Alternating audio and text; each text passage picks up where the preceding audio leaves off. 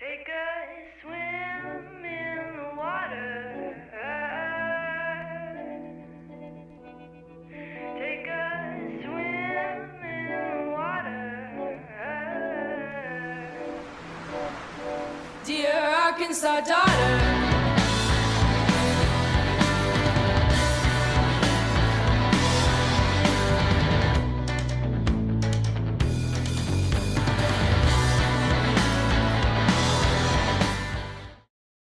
The twins have finally been updated. They're significantly smoother to play, and the changes didn't take anything away from the core of what playing twins is about. So I decided it's time for me to tackle something I've been wanting to make for a while, and that's...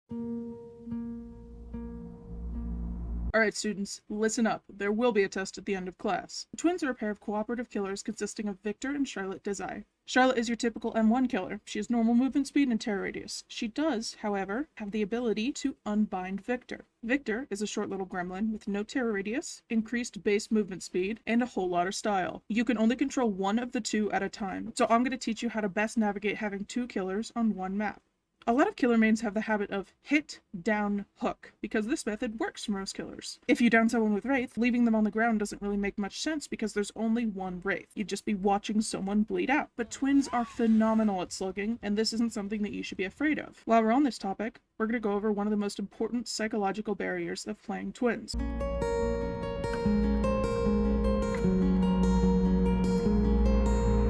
Twins is boring to go against. She is unfun, and survivors do not like to face a good twins. This was a scary realization for me at first, because I thought that if I am playing a boring character, then people won't like me, and I need people to like me. But the beauty of being in control of a game is that you can be as merciful or merciless as you like. And the way I play twins, I take control of the game, and I'm going to show you how.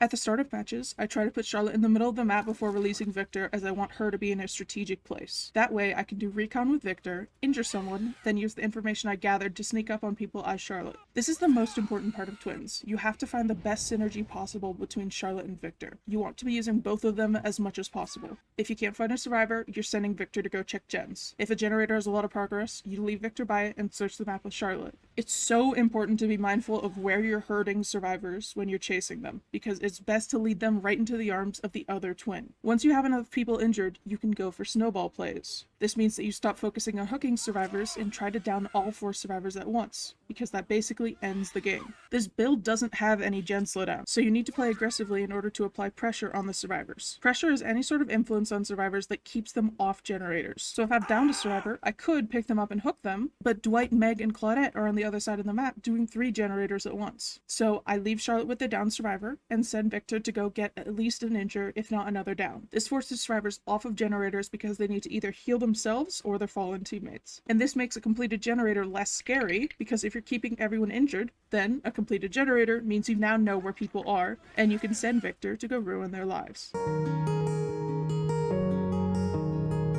My build consists of the perks Sloppy Butcher, Forced Hesitation, Forced Penance, and Hysteria. Sloppy Butcher makes it more difficult for survivors to heal up after you've hit them with Charlotte. Forced Hesitation applies the hindered status effect to all nearby survivors after you've downed someone with Charlotte or Victor, allowing for some very fast downs. Forced Penance makes survivors broken for 80 seconds if they're hit while in proximity to an injured survivor. And Hysteria causes the oblivious status effect to any injured survivors for 30 seconds after someone loses a health state. The common theme of this build is keeping the team injured and disorienting them with various status effects. Now, the best way to master a killer is to know how good survivors play against twins. So I'm going to talk about...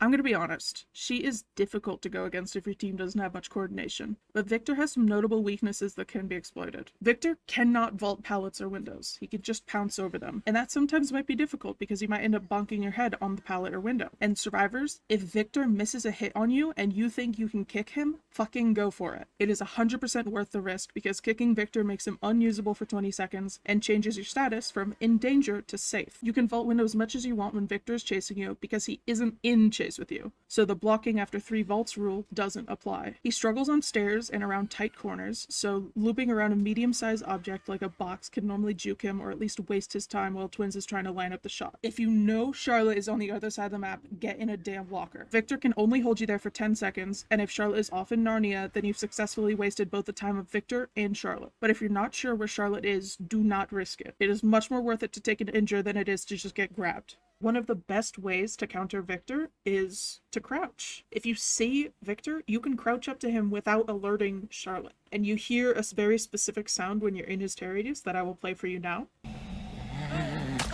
And if you are hearing that sound, it means that Charlotte is detecting you. But if you are crouching, he is not detecting you. You can sneak up on him and kill him. Obviously, anti-slug perks are really good against Twins, but it just might end up with you getting bled out because dealing with boil over is obnoxious. But having Unbreakable in order to get out of the dying state can be the difference between winning or losing the game. Focusing on generators isn't always the smartest move, especially if you don't have adrenaline. Victor is just as deadly in endgame if all the survivors are injured. Using a pallet to kill Victor is extremely worth it from what I've seen. It's not a waste if it makes the killer lose progress and likely gets under their skin. Holding Victor hostage is still a viable strategy, although there's currently a bug that makes it so Charlotte can almost immediately recall Victor after pouncing on someone, which is a bug that is not supposed to be happening. I'm going to walk you through my thought process of an average game to show you what you want to keep in mind. Okay, kind of a tough map, but we can do it. Okay, you're a fucking no-mither king, I see. Kind of want to put Charlotte in school. Yeah. Hello? Nice. Oh. Interesting. He's about to run into me.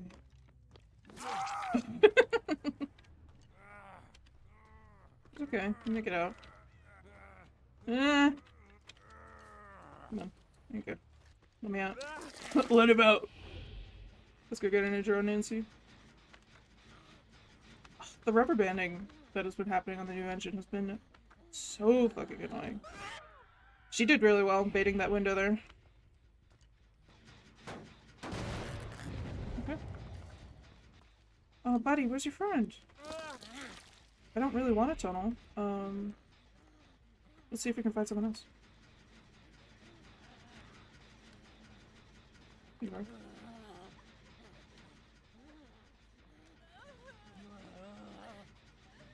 Oh damn, she's doing really well.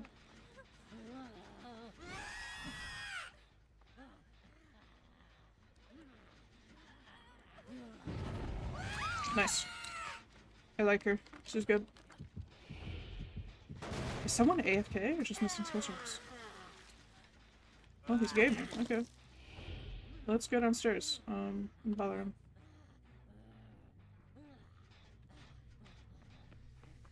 Hey! Is the basement here, or am I just gonna leave you here? I'll just leave you here. Perfect. Hey! This will force, someone to do something. Jesus. Hi, darling. Now we have 2 down here, although David might be about to get up. Okay, buddy. Let's get Nancy out of here.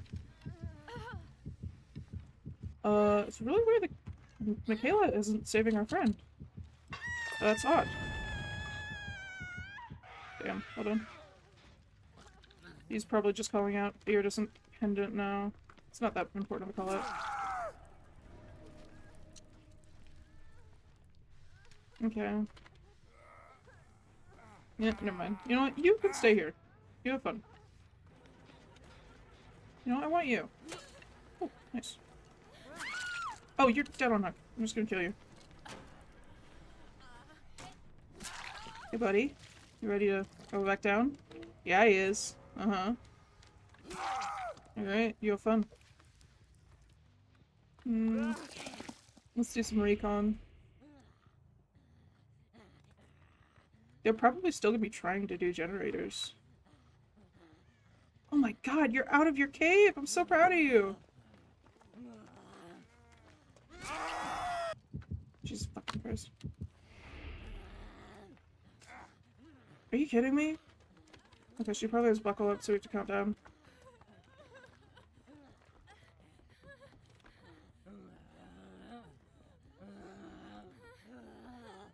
I can get over this.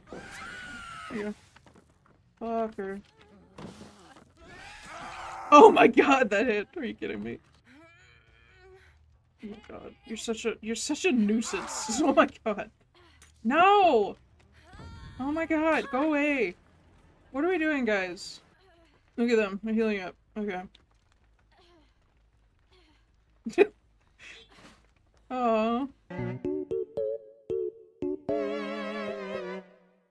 Honestly, the best way to figure out your favorite way to play twins is to just play them. All of my experience has formed a lot of really intuitive game sense that allows me to predict what survivors are doing and where they are. Mechanically, Victor isn't too difficult to figure out. He's definitely unique, but he's no Blight or Wesker. There's not any crazy 360 text with him. My favorite part about twins is the big picture gameplay. I'm not treating the match like a series of 1v1 chases. I'm treating the match like a single 1v4. Or 2v4, I guess. I'm constantly thinking about what all the survivors are doing and how to get them all off of gens in the fastest way. And during the recording of the game, I know it sounds like I probably made a lot of survivors miserable, which I did. But most of the time, I befriended survivors because that's also something I enjoy doing. You can play aggressively and still be a friendly killer. And that's not how I'm saying all killers should play. It's just the playstyle that works for me. If a survivor is abandoned on hook, I often try to make sure to carry a survivor over to go save them, because I know what it's like to be left on hook, and it sucks. If survivors are being cute, unless they've given me previous reason to dislike them, I'll often chill the fuck out and play nicer.